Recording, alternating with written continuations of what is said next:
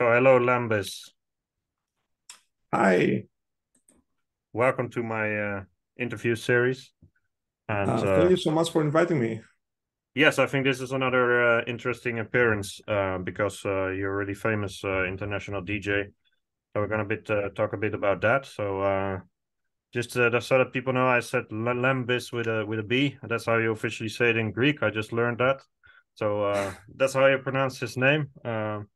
So yeah, you learn something every day. So can you tell me a bit, like for people who don't know you, can you give a short introduction of who you are, what you do, etc.? Yes, again, thank you so much for inviting me to this interview. My name is Lampis Zalavras. I'm Greek. I was born and raised in Greece, and then I moved to the United States about 23 years ago, Okay, and stayed in the US ever since. All this time, I've lived in Los Angeles, California. So this has been my home. And I'm a tango dancer and DJ. And I've been fascinated with tango from the very beginning, and I still am. okay. Um, so okay, just tell us like why did you move to the US? If that's not private information, I No, would be interested in knowing. yeah. Well, it was for professional reasons. I am a doctor, and I moved to the United States for further training and work, and I ended up staying here. Okay. So tango is a hobby for me. Yes. Well, I guess there are a lot of people like you in tango, like a lot of very highly qualified professionals who live a tango like a double life in their weekends or their evenings. Um, but yeah, you have a very quite an international profile, and I'm yeah interested in hearing more about that during this interview. But let's start with like the history of your tango life. So, like, how did it all start? Yeah, I got introduced to tango in 2005. At this time, I started having more free time, and I decided to take some dance classes. I always liked dancing, um, and among the other classes that I took some tango classes, and I fell in love with the music, with tango music. At the beginning, I didn't enjoy dancing as much, maybe because of the way it was taught. So then I stopped everything else, and then I focused more on tango. But at the beginning, it was the music that I found extremely interesting. And I even remember my first CD that I was listening to all the time. And then I tried to find more. What city? And that was actually a CD. It was a Disarli Oh, with instrumentals from the 50s. That okay, was okay. my first CD. And then I started getting more music, listening to it, and then I had the good fortune to travel to Buenos Aires in 2006, Okay. and then I went to local milongas, and essentially I was blown away by the by what I saw there, the way the couples were embracing, the way they were moving together to the music, the way all the dancers danced together, sharing a crowded floor. So I thought that this was something that I would like to participate in, Hmm. and I would like to to learn how to dance this way. And then I was again fortunate to find some teachers who really helped me follow that path. And then I became fascinated with dancing as well, not just with the music. And then since that time, I've been um, dancing a lot and enjoying it. Um, Actually, even more as time goes by. Okay. Well, there's a lot of things to dissect here. Yeah. So first, congratulations. You're one of the few people I've met who actually got interested in the music,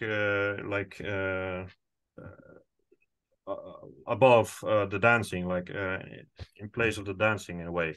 So that was me as well. So that's Oh, always nice to hear. Like I came to tango dancing for the music because I was just this Northern European guy who thought he couldn't dance because of no talent. I mean, because of the lack of talent in your blood or something, some cliche thing like that. A lot of men think like that here. Um, but yeah, it was the music that attracted me, and yeah, I would like to know. Well, let's first start. Like, how did you end up in a tango lesson? How did you said you were interested in dancing, and then you had more, so you had more free time, and then you suddenly started going to a tango lesson. So can you tell me more about that? oh yeah. I still remember that I saw some ads. One a dance studio in my area was they had the special offer, so you just pay the fixed fee, and then for 1 month you could take all the dance classes Hmm. that you wanted. So I thought, okay, it would be a good opportunity to go there and just try everything out. And then I saw another again ad for tango classes, and I thought, okay, that's an opportunity to try this out. And so that's how I started going there. And of course, I liked all the dance classes that I took, and I think every dance form is very interesting. But tango just stood out for Hmm. me. Okay. So But because of the music, but or also because of the way they danced it. at that time, it was because of the music. Because actually, I still remember, the way we were being taught at that point was, doing some memorizing some patterns and doing things like that in the class. And um, I kind of didn't like it as much. Okay. And but I love the music, and this kind of kept my interest. And then I realized that tango can be danced in a different way, and then I started taking more classes with specific teachers that I found to be very maybe guiding me towards the path that I wanted. And then dancing became extremely enjoyable. And then it was both the music and the dancing. And was that so? How does the Buenos Aires trip play into that? Like, um, did you go to Buenos Aires because you liked the music, or was it a coincidence? Or No, that was a coincidence, actually. That was a coincidence. And that trip was it was independent of tango. But since oh, I was going to be there, then I took the opportunity and I started going to local milongas. okay. And then that showed me that there is this amazing, um, thing that is happening, where you have the dancers dancing so beautifully, connected to each other, interpreting the music in such a beautiful way, and all sharing the dance floor very respectfully. So that was something that really appealed to me. So is that how you ended up in these different lessons at home because of the Buenos Aires experience, or was that already something that was happening before that, that you liked the music but understood that you had to find different lessons? Yeah, then in Buenos Aires, I had some classes that were really good, and then when I came back, I started looking for some teachers that would focus more on the embrace and some very basic things instead of focusing on complex patterns. Yeah. And I was very fortunate to find a couple in the U.S. that helped me so much with my dancing, and um, and then I started sometimes traveling during a free weekend to take a class and dance because they were not in Los Angeles. Um, and then I felt that my dancing started improving.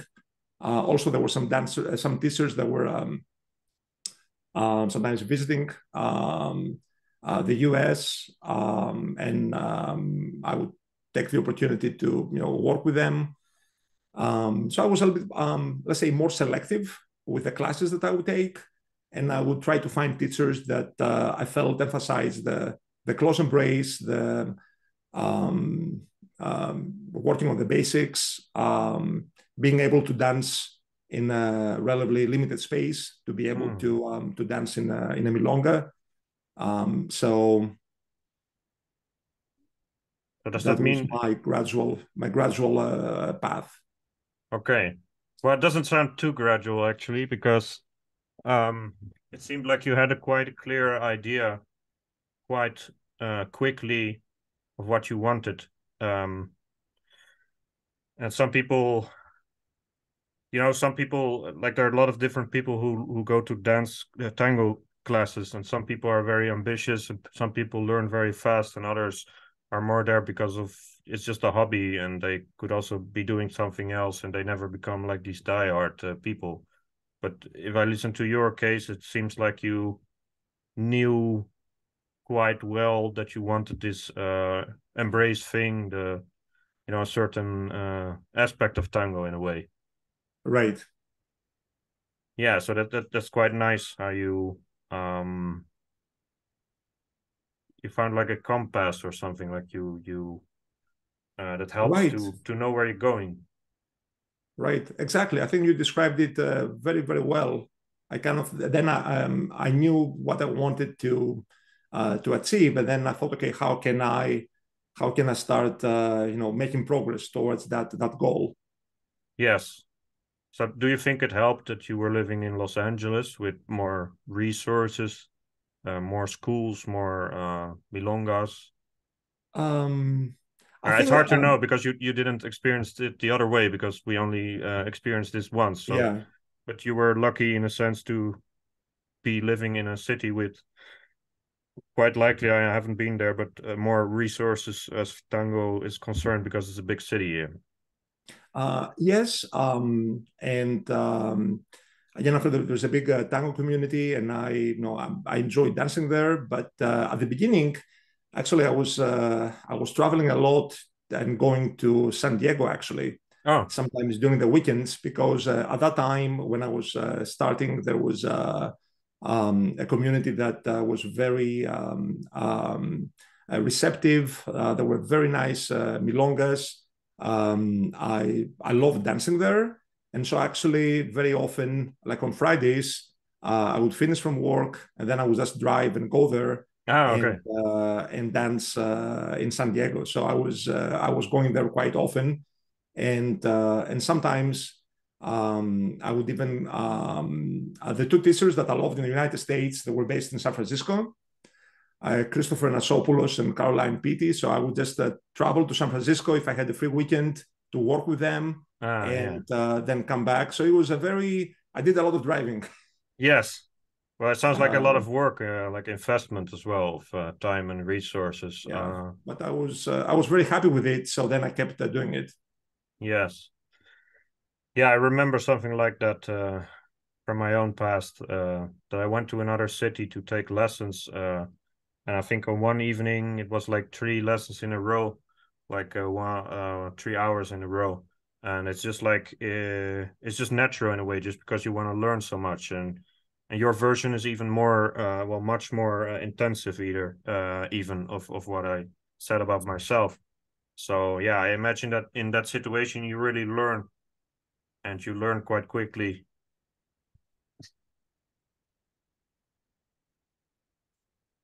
So do you think you were talented for dancing? So it's a bit of a strange question, but um, or Um, are you a fast learner? Are you? uh, I don't know. I don't know. I wouldn't say that I'm talented, but I'd say that um, I'm persistent. If I identify something that I find meaningful and enjoyable, Hmm. then I will put the time and effort, and I'm going to work on it. So so I think that's so I think if I might say, I was, let's say, dedicated, and I tried to get better, but I don't know if I was talented. Okay, okay. And do you have any, like, a musical background? Um, I played, well, when I was a young kid, I did a little bit of piano for a couple of years, and then I played the Greek instrument um, when I was a teenager. So I always enjoyed music. I always, actually, I loved listening to music. And I felt that this may have helped me as a dancer. Yes. So in the sense that you're bringing along some valuable experience from the past. So not just playing some music, but also like the listening and the experience. So am I Yeah. interpreting that correctly? Yeah. So what I want to know, I just wrote that down while you were saying this about your past in the music. Like you stayed pretty much because of the music, at least at first. Like you did some lessons, but you stayed because of the music, and then the rest followed. So Great. what attracted you so much? Attracted you so much to this music? Well, I think it is very beautiful music. It generates a lot of emotions. Um, it's just music that I just love listening to. I can't really point my finger to a particular aspect of it, but overall, I would say that it generates a lot of emotions, as many other genres of music do. But I think tango really has that, and sometimes there is an underlying um, sadness, an underlying nostalgic feeling. Sometimes there is a happy and energetic feeling. So there's a whole array of emotions, um, and the music is very interesting. I feel that there are um, so many layers that you can keep discovering. Maybe the same song, when you listen it again and again, you discover new things, even after having listened to a tango song for so many times. And the same happens with dancing. We dance to a song, and then we may notice something new, and that's extremely interesting. So do you think that's something that sets it apart from other genres, or is it not necessarily a comparison? Um, So I'm asking some tough questions. Sorry, I'm but not maybe I'm not as familiar with maybe to the same level that I'm familiar with tango. So maybe yeah, I couldn't really do a fair comparison. But I'm sure that the more that someone gets immersed into a specific genre of music, then the more they will discover that complexity and that possibility for different and more nuanced interpretations. So I'm sure it's something that comes with further immersion, but that probably wouldn't happen with every type of music. no. Yeah, I get that. Um, so maybe this might be a too private question, so you can just tell me if you don't want to answer. But I've noticed that in a lot of people's stories of how they began dancing tango, that there was often some like a crisis or some kind of void or something, some change that can be quite neutral, some change that was somehow impacting them. So do you think, you said I had more free time, so I was looking for dance classes. So is that like is it like that simple, or were you also maybe looking for a connection or for something meaningful in your free time or No, in my case, I think up to that point, I was working extremely hard, like a lot of evenings, a lot of weekends. And so I had devoted a lot of my free time to actually almost all of my free time to work. yeah. And then suddenly at this point, I started having some more, opportunities to do things. And I thought, that would be so. It was just actually a good thing. It was a positive thing. I just wanted to try out something new. And yeah, there was not a way to try to escape from something Hmm. or the result of something negative. Okay. Uh, but in hindsight, do you think you found something in your life that you didn't have before? Like literally the answer to that question is yeah, of course, because I wasn't dancing and I wasn't dancing tango, so then I started dancing tango. But tango sometimes, for example, the embrace or being close to people, sometimes yeah, it fills some kind of void or something. Do you have any idea about that or? I think yeah, I think that tango has improved my life. I've met it's a very fulfilling experience, but also I've met a lot of people, and I've made some very good friends that would have not had the chance to meet otherwise. So I'm really grateful for that. It's quite interesting how you can bond with people based on an activity or a shared interest, and there can be people you would have never expected to meet otherwise. Uh, Yeah, because there are a lot of people who only really make social contacts through their work, for example, and all they do is work. And yeah, it's good to have a bit of balance. I mean, of course, your work as a doctor is really important, but for you personally, I'm sure it's also good to be able to let go of it sometimes and just enjoy something else. Um, right. We need balance in our lives. yes. So you told us how you started learning tango, and you found further depth by looking for specific lessons and going places and traveling. So how did it progress from there? Um, I felt that my dancing started improving. I enjoyed dancing a lot, um, and and then at some point, um, an organizer asked me to DJ a small practicum. Ah, okay. That was in San Diego, and I remember I was very excited about it, and I did that, and it went very well. And then I was asked to DJ a local milonga in San Diego. So that was the first time that I DJed. That was in 2007, and and then that went very well, I think. So then I was asked to DJ more, but also I found it a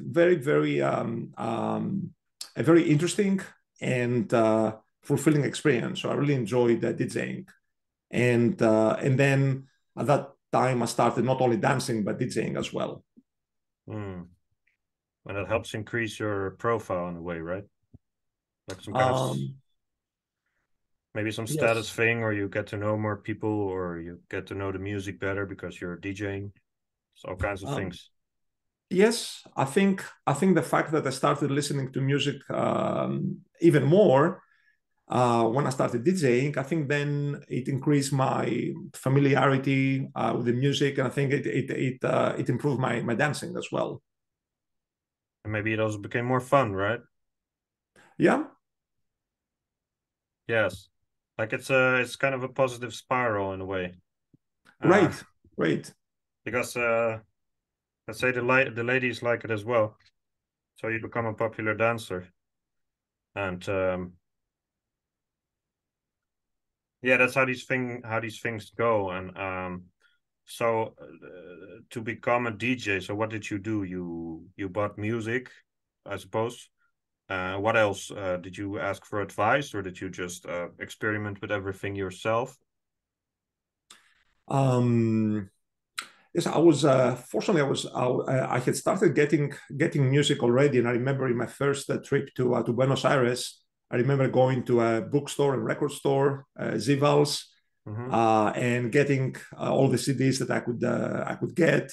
Um, and so I was already listening a lot to music. Then I started listening even more. At that time, you could not get music online, and it was not easy um, um, to um, um, to have the access that someone has now.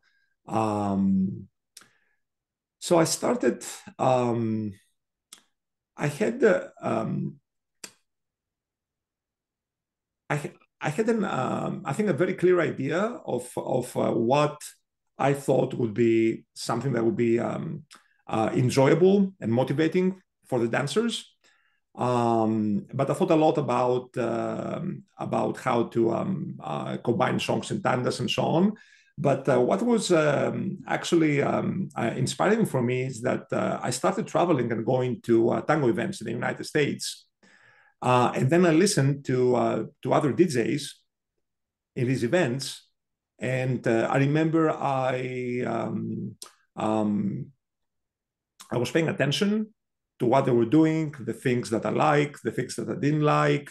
But I was, again, I think I was fortunate because I got exposed to some very good music by very good DJs when I started traveling to events in the United States as a dancer. And that was very inspiring for me.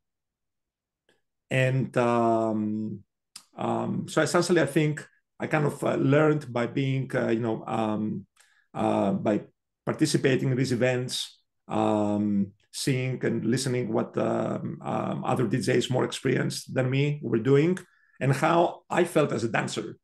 Because sometimes I still remember some tandas that were so beautiful and I had a great time, and other times others that were not as good, and I felt that my dancing was not as good. And so it was a gradual process. Sometimes with some DJs that I really liked, I would ask their opinion, or maybe I would ask them why they did a specific thing and try to get some input. And a lot of them were very graceful and helped me with their input. So so this is how I kind of started. I think improving. But that's an interesting. Sorry, yeah. Oh, sorry. Go ahead. Well, it sounds like an interesting mix of having your own taste, but also it's like naturally, it's like almost without thinking about it, you incorporate certain things that are considered good habits. That's always the thing with tango DJing. Like someone has certain, taste, but there are also things that are generally considered to be good practice, and others that are considered to be less good practice. And I feel like you just pick up things by being there, and if you're like a receptive person, it's like you incorporate these things even without thinking about it. I mean that's what I it's part my opinion, but part also what I seem to understand from your story, that you got to observe all these people, and there's your own judgment. So some things are good, other things maybe not so much. Some things are sometimes you have music you personally like, but you also probably saw that there was music played and it usually worked well with the people. Like if you play Calo Beron, I mean, that's probably more optimal than playing Domingo Federico or something. This is the first names that come to my mind. But that's also things you see as you dance, and to this day, of course, like that never ends. You always see other people play music, and there might be things that you agree with and other things that you don't. So exactly. So that's how you pretty much learned how to DJ. And how did you end up becoming such a well-known international DJ? It's a bit of a broad question, sorry, but I think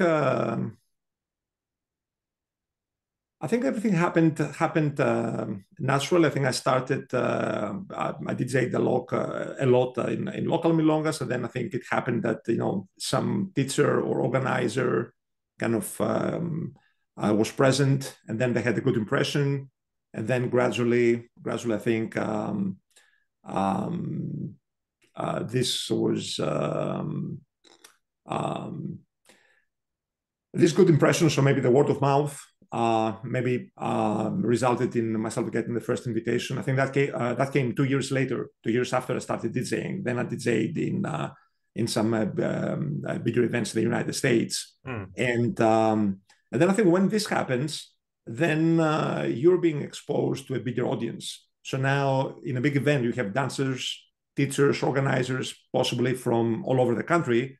So now they have an opportunity to see, what you're doing, and see whether they like the experience, and the music of the milonga. So then, of course, that can open more doors gradually.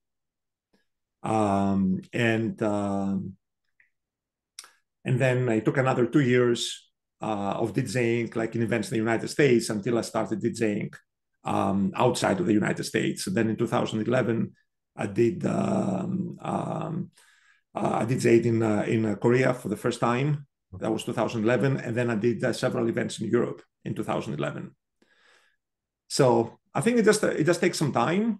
Um, I think that there is an element of luck, because maybe there's an amazing night, everything goes well, and then it happens that an organizer or a teacher or someone whose opinion is more influential in the tango world is present.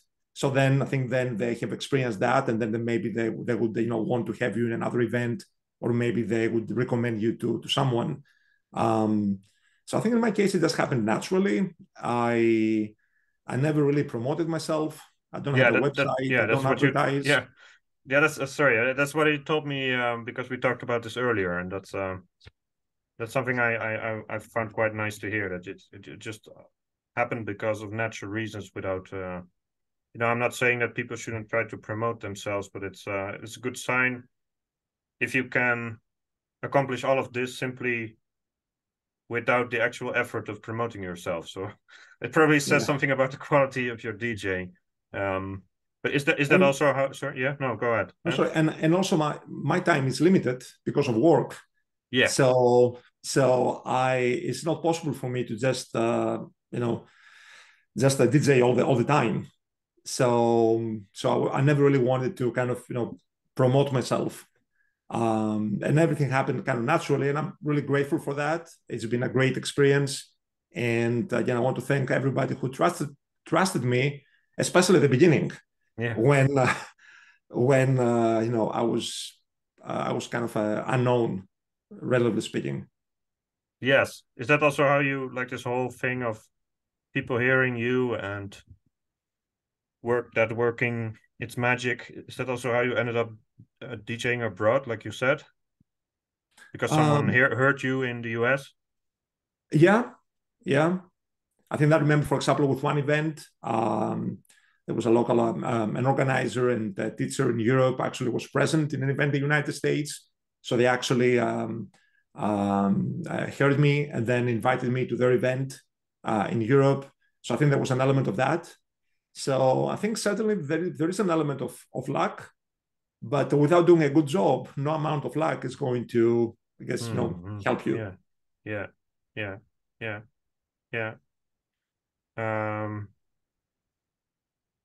So is there anything else that's important that happened along the way to like influence you, or to really crystallize your identity?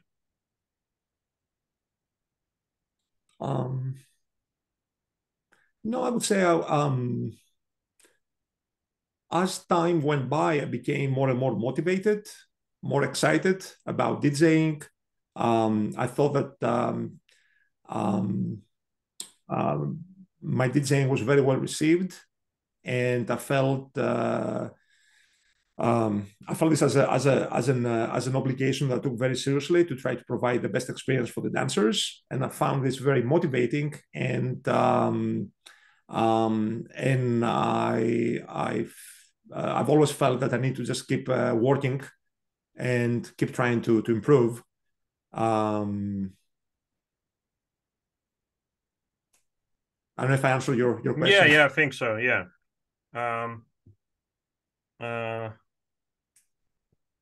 Yeah, because it all seems like a self-reinforcing process.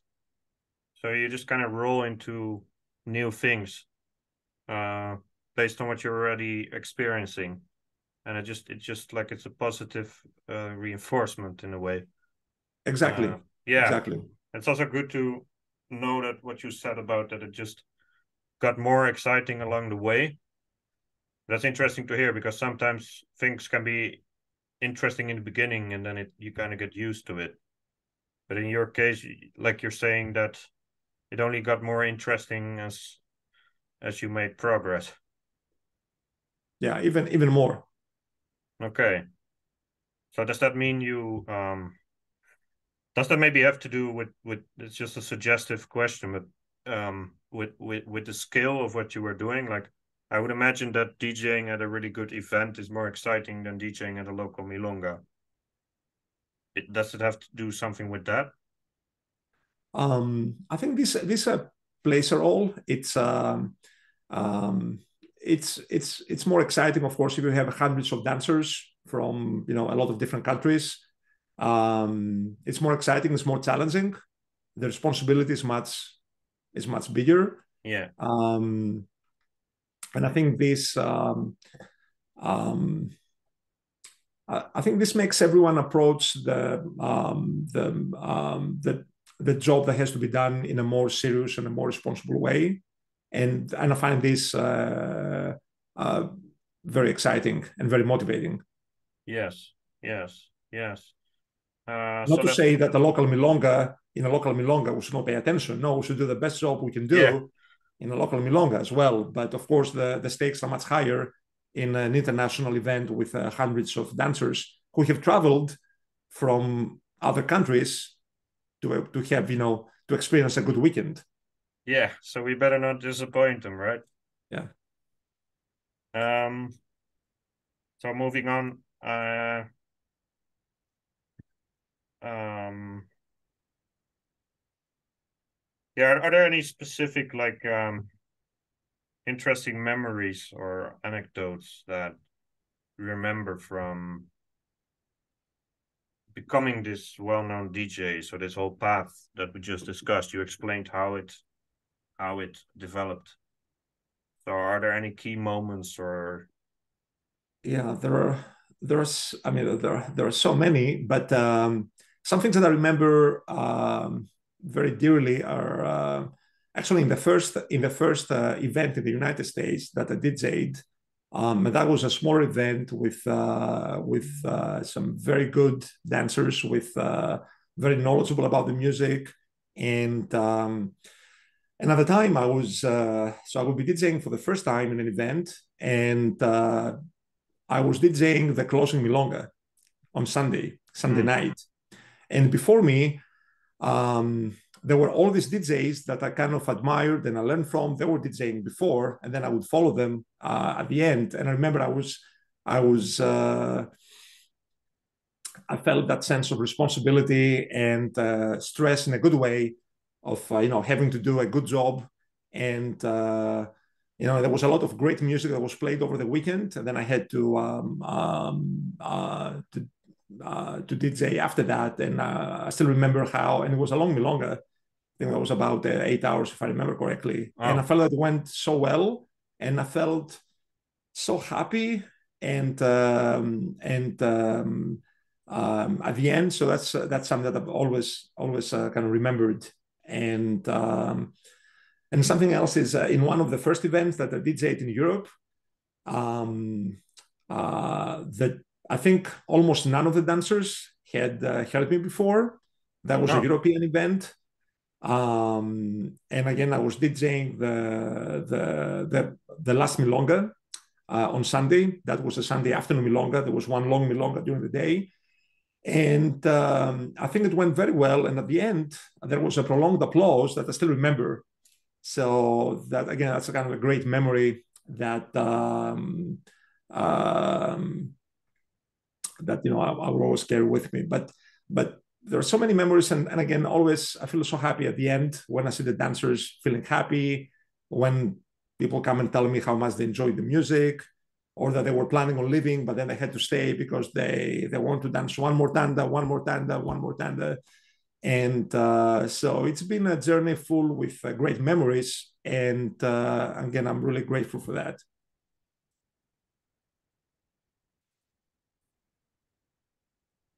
So my interviews, what I'm currently doing with my interviews, they're a little more thematical than they were sometimes.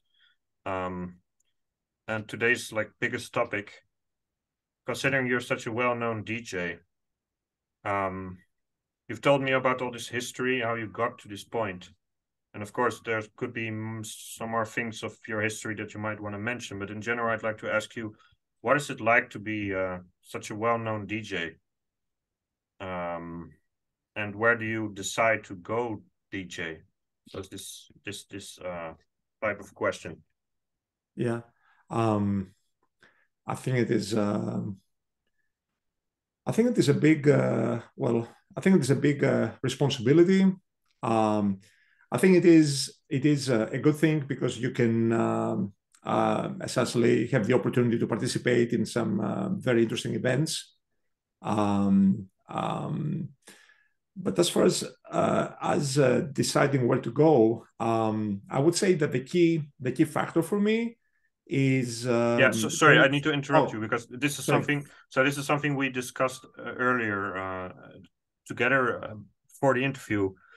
But in your case, it's actually um, uh, you get so many invitations that you need to choose. Right. Essentially, because you're very well known and you're very experienced, and there are a lot of DJs who are not in that situation. So I kind of forgot to mention that, but that's like the basis for this question. So you have limited time and resources, but you do get a lot of invitations or suggestions to DJ. So how do you manage this? So I think that I just needed Yeah. to give that context. Yeah. Sorry for Right. interrupting. Right. So I would say there are two factors. So the first one is I personally would only go to an event to DJ if I would enjoy the event as a dancer. I like to be together with I would like it to be an enjoyable weekend, an enjoyable event. Um, otherwise, probably will not be worth the effort and the time to travel and so on. So I think this is a big factor. But on the other hand, unfortunately, um, in my case, I have limited time, limited free time, and there are so many events where I would love to go and be part of that event, but unfortunately, I have to say no to the organizers because I cannot travel because of limited vacation time, other work responsibilities, and so on. So unfortunately, this is a factor that comes into play. So I have to say no to a lot of invitations and a lot of events where I would love to be there because of the logistics, and especially events that are in other continents. Mm-hmm. And it's a little bit easier with Europe because I travel to Greece to see my family, and sometimes I can combine going to a tango event, let's say on my way to Greece to see my family, for example, or on my way back. So that makes it a little bit easier sometimes. But the limited time and the logistics of traveling, unfortunately, make me say no to many events. But the key factor is also whether I would enjoy going to this event. Because if it's an event where for some reason I felt that I would not have a good time, then I think just to go there and DJ, it may not be the best use of my free weekend. So it's a combination of factors. Yeah, it's funny how that there's like this evolution. Like in the beginning, you're really excited about DJing, and I mean not you specifically, but we people who Yeah. DJ, and we just want to get all the chances we can get. Maybe it's not that like maybe in the beginning you were already knew that you didn't want to DJ somewhere, so maybe you were already critical in the past of where to go. Is that true, or were you more No, I think it is a gradual thing. I think at the beginning, when you start getting invitations, I mean, you're very excited and you want to say yes to all of them if you have the free time and if you can go. yeah. And I think at the beginning, especially, this increases your exposure. Plus, at the beginning, you don't have that much experience of being in different events. So I think it's good to experience to participate in a lot of different events, and then gradually you start developing a taste of what you like, what you don't like, and so on. So I think this is a gradual thing. At the beginning, essentially, I was happy to be invited, and the main limitation was my free time and the ability to travel. But then gradually, as time goes by, then I think someone becomes more selective. Yes, I guess that's also a very normal thing in life, that you get used to certain things and you reach new levels of sophistication, and what was exciting before is now less exciting, or you simply have too many options and you need to really choose where you want to go. And of course, you have a very busy job, so it makes it even more difficult. So it's essentially like something that has to do with taste, and also something that has to do with logistical limitations. Right. And Exactly. so like at events on other continents, like do people generally like pay your whole stay, or is it like your own initiative to go somewhere, or because that makes it, of course, it makes it even harder if you were living permanently in Europe, it would be much easier to constantly play at events in Europe, but now you're so far away. Right. Um, um, but it's not like they always, for example, the flights, they don't always sponsor everything. Um, Yeah. organizers. I know that it's a big expense for them, and some organizers have actually done that. And when I specifically went for an event, so I have done it traveling for a weekend because I felt that they were really. I felt very appreciated by the fact that they wanted me to do it so much, and they undertook such a big expense. Mm. But usually, what happens is in Europe, because I travel often Yeah, sure. to see my It makes it family, easier. Yeah, and yeah. then the logistics become a little bit easier, and so I may have to get flights within Europe, but sometimes I may have to get like one-way flights to go to a specific destination, then continue to Greece, and then come back. So it's still more complex, but more manageable in that way. Um, So you DJ'd recently in Portugal. yes. So what made you decide to go there? Well, this is an event that An I've been encuentro, to right? before. Sorry? An encuentro. Yeah. Um, well, the main factor was that the organizers are very good friends and lovely people, and I know that they put their heart into organizing this event, and I really wanted to be part of it. And I knew that my DJing would be appreciated, and I knew that I would enjoy dancing. Mm. And for example, I decided to go, and also that was happened to be um, also a free weekend.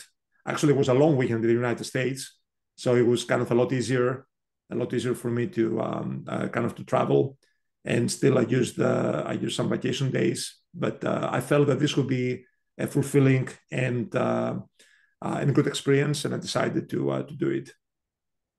That's pretty much these different layers we were talking about earlier. So like 10 years ago, you may have been like interested in going on an event in this layer, like a marathon or a festival, and now you've achieved like this level of success, so to say, that you really need to like choose what you really want to participate in yourself. Like there's these different positive factors that come together at an encuentro like that really make you think like, yeah, I want to go. Yes, I mean, irrespective of the type of event, because I've had amazing times in both marathons or events that are not don't even have a label. Okay. So I think it's more of do I think it's going to be a good event? and am I going to be free and available? Is it going to be possible to do that? So it's kind of a combination. So this recent event, it was just an example, but but I would say I've enjoyed and I've had a great time in all the events that I have participated. So you have no preference for a certain type of event, like in the sense of the label, like Encuentro or Marathon or Festival or... I think that no, I would say that I don't have a preference for the label, but because I think that the labels can be misleading at times, Yeah. but also I think that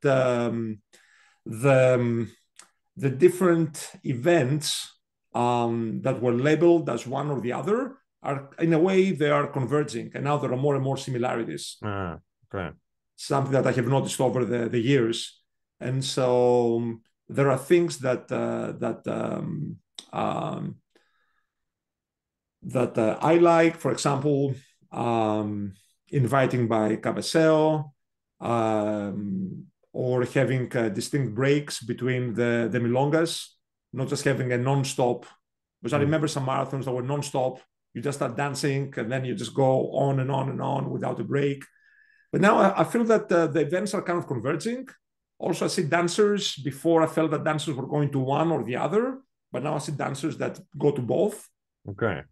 So I feel, and I think this is a good thing. Yeah. So in my mind, there is no, there are just like good, how to put it? Yeah, I think that we need to move beyond labels, and we can have a good event that's going to be defined by, how much effort the organizers are going to put in, how much, are the dancers going to dance, respectfully, trying to connect with the partners and the other people. So it just, there are certain elements that can be there regardless of the label. That's why I don't really like the labels. Okay. And Yeah. you, just a dancing question in between. So just a short question. How would you define your own style? Like, just in these, using these broad labels again, that can sometimes converge, but like milonguero or salon or... I mean, I like dancing in close embrace. I like dancing close embrace. I enjoy the embrace a lot. I would like to dance in an event where every dancer is respectful of the other dancers around them. So that's what I try to do, and I think we all share the dance space. So I think we need to dance together and respect each other. And so if I have these elements of a nice embrace, good connection between everybody, then I Social would just like to dancing. dance in that event, regardless of whether it's called an encuentro or a marathon or a festival, because I have had great times in events that were called, all of these names. So I guess it Okay. depends on who else is there, what energy and what attitude they bring. Yeah, so I think it really varies on the specifics of the particular event and the dancers who go there. But what you were describing was actually in the past mostly describing an encuentro, instead of, for example, a marathon, where people were a bit more focused maybe on the external part and maybe less on the social ronda. But you're also saying that things are converging. So are they also converging in that sense? That you also, for example, at the marathon or festival, you can feel like that, you can feel safe in that way, that you know that the social dancing is good. Yes, I've been to a lot of festivals and marathons where I was able to really enjoy my dancing. So I think it is a function of, I guess everybody who participates. Sometimes everybody brings a good energy. They want to dance socially. They want to, to share this beautiful experience. And sometimes, the majority of dancers, bring this, and then the event can be wonderful. Yeah. So let's now assume that you pick events you really like as a DJ. So that's what you do nowadays. That's what we established. So if you go, how do you experience DJing at these really good events? Can you say something about the impression, the experience? Yeah, I think the experience is always I always feel it's inspiring and motivating. You know that there are um, so many dancers who traveled from maybe far away to be there, and I want to do the best job I can do. So um, this always makes it the task of DJing. It makes this task very interesting and inspiring. So I approach it very carefully. I try to pay attention to what happens in the other milongas, especially if I'm DJing towards the end. Um, uh, and um, and then when it's my turn to select the music, then I just try to do the best job I can. I don't know if I answered your question, if that's what you had in mind. Yes. So following up on that, so it's probably also the level of the dancers and their musicality that makes it even more interesting for you or challenging. Just as for you as a dancer, it's a nice event, and probably as a DJ, it's also an interesting experience because you maybe you get challenged more than you would otherwise. Yes, if you see a room full with dancers um, who are having a good time, because you can see it as a DJ. You see that someone looks for a partner right away. They get on the floor is full, and then you see that they dance in a way that's very connected to the partner, to the music, to the other dancers. So this is very inspiring and motivating. Um, Can you relate these answers that you're giving me? Unless you wanted to add something, but I felt like you were you thinking, or was that the end of your answer? yeah, I'm not sure if you can repeat your question, because maybe I missed something there. Um, yeah, that's not easy. Let's see. Well, what I wanted to say when I interrupted you, um, let's relate these answers, these general answers you've given about, for example, this really nice event, giving you a better connection to dancers who are also very experienced, and it becomes more challenging or exciting to be DJing for them. I think in general, that's something you said. Is that right? Yes. If you then connect that, for example, to this event, this encuentro where you just DJ'd in Portugal a few weeks ago, I believe. Can you maybe talk a bit about that experience and how it felt and what happened? Um, If the question is too hard, I can move on to no, something it's not, else, it's but not it's hard. It just, I think it applies essentially to all the times that I'm DJing. Um,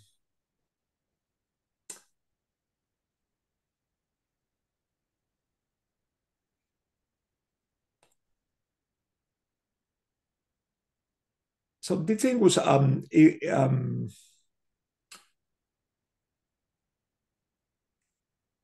it is um, it is challenging in the sense that now you have it is the last day.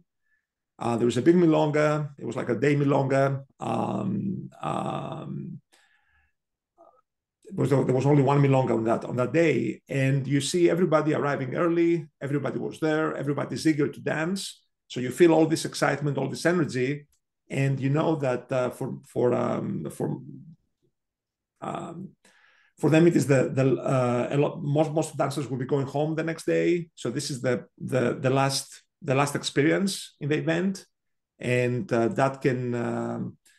can make them go home like either happy or not, depending on how things go. So there's a sense of responsibility, and you keep thinking, okay, what should my next decision be? What should I do now? How can I, make as many people happy as I can? Because sometimes you cannot make everybody happy. Um, and uh, and um, and when you see that, yeah, people are dancing, you can see that they're enjoying. They're having a good time while dancing, and the floor moves like very nicely. Um, then it becomes even more challenging because things are going well, and now you want to make them even better. So you have to be on your toes and always think about what should I do next. So it is very very inspiring and motivating. So it feels very fulfilling, and yeah, so it's something that I enjoy, and I think it applies for me to every event that I have DJed. So I always approach it in the same way, and I'm always inspired by the dancers, and in a way I feel sometimes I wish I was on the dance floor because I really like the music that I'm playing. So Yeah, I see sure. everybody enjoying it, and I'm there alone. But on Yeah. the other hand, I'm watching all this, and this is also a great feeling. So then this is something that I guess um, makes me happy, even though I'm not dancing myself. Yes. It can be frustrating, but it still makes you happy because it's frustrating because you can't dance. Yeah, sometimes I thought, oh, I wish I was in there dancing, Yeah, yeah. and, but then I'm just happy with just watching everybody else dance. So if you're playing on Sunday, for example, if you were playing on Sunday in Portugal, did I understand it correctly that you were playing on Sunday at that That event? was a Monday because it was a Oh, 3 day. Monday. Okay. Yeah, Monday Ah, was a okay. holiday, and it was Okay. a longer event. So Extended event. Okay. the Okay. closing Okay. milonga was on Monday. Yeah. Hmm. So you said you would normally pay attention to what the other DJs play, which is kind of logical Yes. because in a sense you have to. But does that also mean that you feel like on this Monday you felt there were things you really couldn't play because they had been played too much or something like that? Or like is there a need to be original, or do you feel like you can just do whatever you want? That's a very good question. So actually, we can talk about this for a while. Um, I think that you need to play the best standard that you can play for that particular moment. Okay. Now, if you have different choices, that would be, let's say, that would achieve your goal. And maybe there is one particular tanda that we have already heard like 2 or 3 times, more or less. And then there is something else that could be that would achieve the same goal that we haven't heard. Then I think it would be good to play something that hasn't been heard. But this is secondary. I think the most important thing is to play music that would motivate the dancers. So there's not, in my opinion, if even if it's something that we heard the previous day or 2 days before, there's nothing wrong with playing it again. I think some dancers maybe they didn't dance that particular time. That Mm. maybe they danced with a different partner, so now the experience is going to be different. Maybe the situation on the floor, maybe the floor was less or more crowded, so maybe they had to dance it in a different way. So there's nothing wrong. And of course, a tanda can be slightly modified. So maybe you can maybe keep 1 or 2 songs, have 1 or 2 different songs, or maybe you can play something different if you can still achieve um, something that would be inspiring for the dancers. I think playing something that hasn't been heard before for the sole purpose of doing something different or something original, if this particular song or this particular tanda is not going to motivate the dancers as much, I think that that may not be the best choice, in my opinion. So that's a very fine line. Exactly, exactly. And also I would like to say that maybe there is something that has been played a lot. Well, you can play something. Of course, you can play something similar that has been played, but also what I notice is maybe something that has not been played.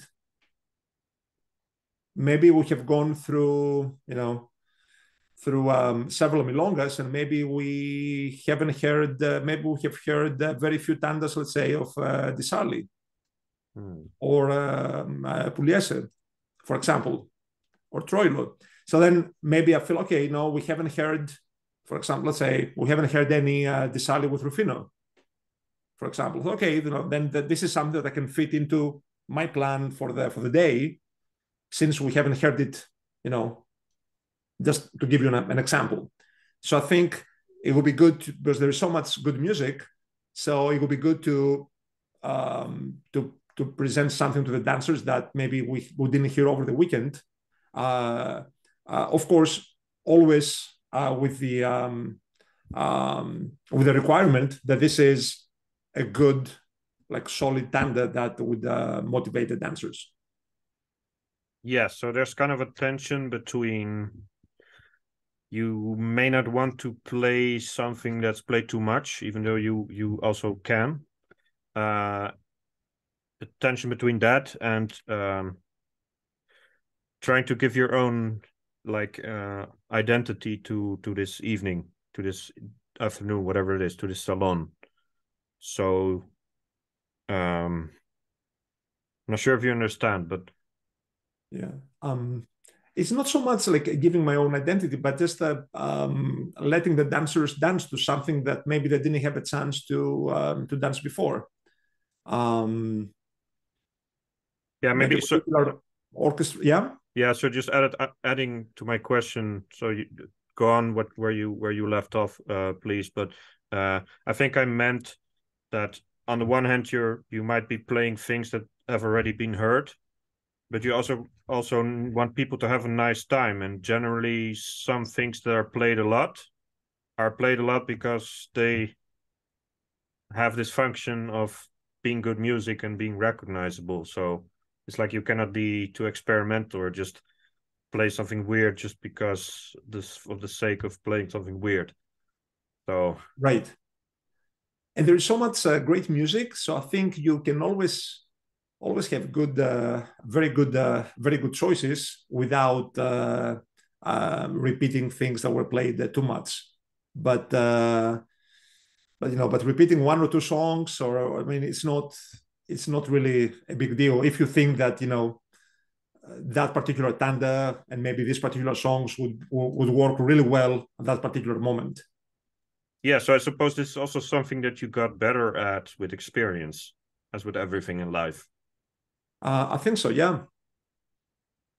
So that's essentially also how you keep growing as a DJ, even though you have been doing it for a very long time and at a high level.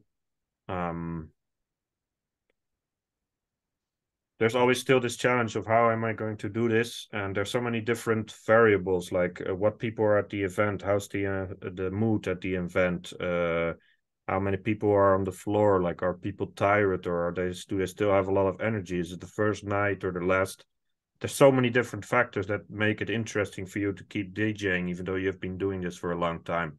I mean, Right. that's how I would see your situation from afar. Yeah. That's probably what happens to you. So I imagine that it's still very much exciting to be DJing, even though you also kind of know the trick in a way, right? It is, but there's no really one recipe. As you say, there are so many variables. And then, of course, when you look at the floor and how the dancers are dancing and all that, you may decide to change things a little bit. Also, in different events, or maybe you get a sense that maybe the dancers would enjoy more a particular type of music. So maybe depending on the type of event, and maybe there will be a little bit more music, maybe from the late 20s or early 30s. Maybe another event, maybe something more from a bigger proportion from music from the 50s. So there are also things that small changes that can be done to accommodate the specifics of the event or the dancers. So the last topic for today kind of fits into this. But the question of how you actually DJ. So you've said some things about how you select music based on what's been played before, but for example, that maybe a topic I could choose this topic because there's a lot of topics. But let's say you have a good event with a lot of good and musically conscious dancers. When you are DJing, to what extent do you improvise on the spot versus, for example, having prepared a lot at home? How's the nowadays? How is what's your philosophy about that? Yeah. This is a great question. I think it is a combination of the two. So the way I see it is that there is a big part of improvisation and decisions that are being made on the spot, but the decision is, what should I do next? What should my next standard be? And all that is improvised. I never go to any longer with a playlist. So this is improvised, but there is a lot of preparation that has gone before about listening to the music, knowing which songs go well together, and maybe with some orchestras, maybe you can have a lot of options. Maybe you have these like 6 or 7 songs that where you can form a tanda out of them. So then you need to know you need to have pre-selected songs that you feel will be good for dancing, and you need to have a solid idea of how you can construct a tanda based on the songs that you have. And this can be in cases of limited songs, you may only have 4 songs, but in other cases, you may have a lot more songs that go well together. So I think you should not be devoting time and effort during the milonga, kind of listening to a song to see whether this should be played or can I combine this with that or with that. This should be done ahead of time. I see it more as preparation and, let's say, homework. And it takes a lot of listening to kind of have this idea of which songs go well together, tandas that can be constructed out of specific songs, and have all that already in your mind.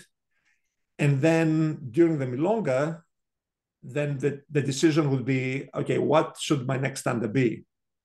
And then out of all that preparation that you have done, then you can select what to do next. And of course, a particular, let's say, possible tanda that you have in mind that can be constructed in small variations. And then, of course, you can decide how to do that on the spot.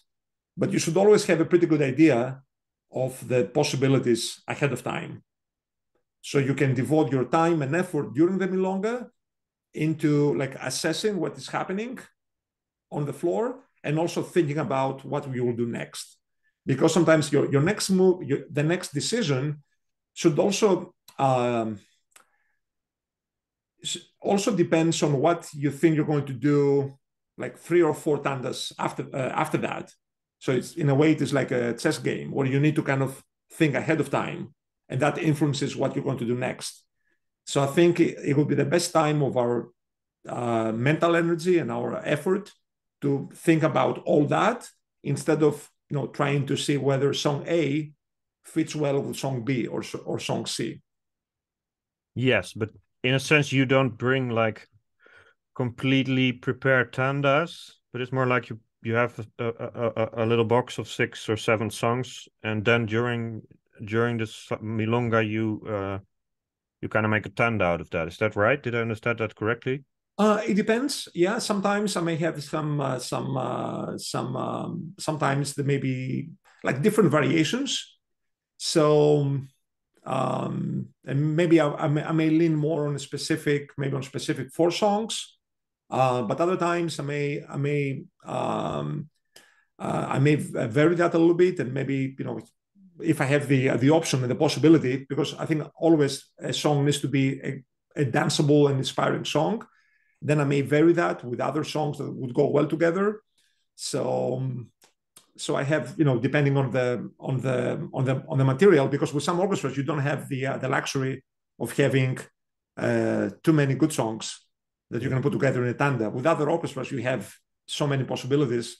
Yeah. But then you can have a huge amount of possible tandas. Yes. Yes.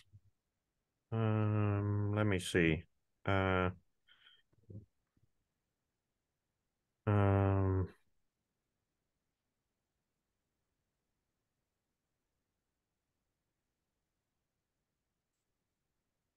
yeah, so maybe just a short question, like might be hard to answer.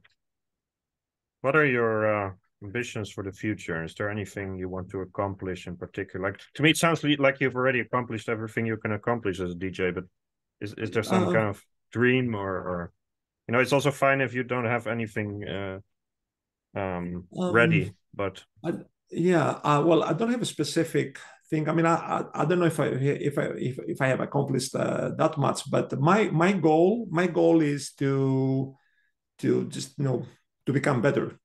I think that I always think like, for example, before every event, I may still think about, okay, how could I maybe um, do something different, or maybe or maybe work on a particular tanda that I would like to play, but I'm not quite happy. So I keep working on it and trying to do things better. Or then during the milonga, sometimes I always kind of assess what happened afterwards, and then I try to think, okay, should I have made a different choice there, or what if I had done this, or maybe so no, I just keep thinking about all these things, and I always find something that where I tell myself, oh, you know what, I could have done this instead of that, and I always try to see how can I improve, because I think it's a constant process, and it's the same thing as with our dancing. I mean, we just always improve. So yeah. it's a constant. I think it's a constant. It's a journey. Okay, well, thanks a lot for your answers today.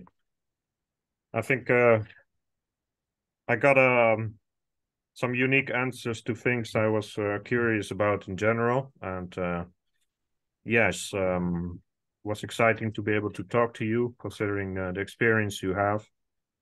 Well, considering that there's also a lot of universal things in what you say. So sometimes it doesn't matter how famous someone is, but if they have a certain mentality and they want to strive for more and they want to be good at what they do, that's just the right people to be doing this kind of things. Like you may have, you may have some DJs who are complacent and they don't really care so much. So I'm not talking about anyone in particular, but there's always going to be levels of dedication that's different. Like some people might be really dedicated to running, so they might go out and run 40 kilometers tonight because that's their thing. But sometimes tango pulls in these really ambitious people, and they once they pick this, they really go for it, and that's what your story has been about. So I always find it very inspiring to hear from these people, and of course I've called you things like very famous DJ or international DJ, etc. But you're also a normal person in a way, and I think you're very Uh, down to earth and uh, very sympathetic. So I enjoyed this conversation a lot. So you Thank you. expressed yourself well, and I think it was very educational in a way. So yeah, thank you for your time. And Thank you. It was such a pleasure. yeah, it's funny. I wanted to say like I hope to meet you at some point, but I actually in 2015 I think I was supposed to go to Encuentro. I'm not quite sure whether you played there, but I have the feeling like you were playing there, so I kind of missed you and your music there. But maybe some other day, who knows? Yeah, And I look forward to that. I wish you the best in the rest of your DJ career. And Thank you so much. yeah, I hope that one day you'll look back at this, rewatch this interview in years from now, and you you progressed even further in ways that maybe you couldn't even have imagined while we were doing that interview, because you never know what awaits you and what else life has for you. And that's what I see in your last answer, the reflection of like you're still interested in learning. But I think there's going to be plenty of opportunities for you to find this further enrichment of your DJing and your dancing, because that's ultimately what it's about. If you're open as a person, those things will come, and no matter how experienced you are, there's always something to learn. Right. And yeah, very inspiring. Thank you, and hope to see you at some point. Thank you so much.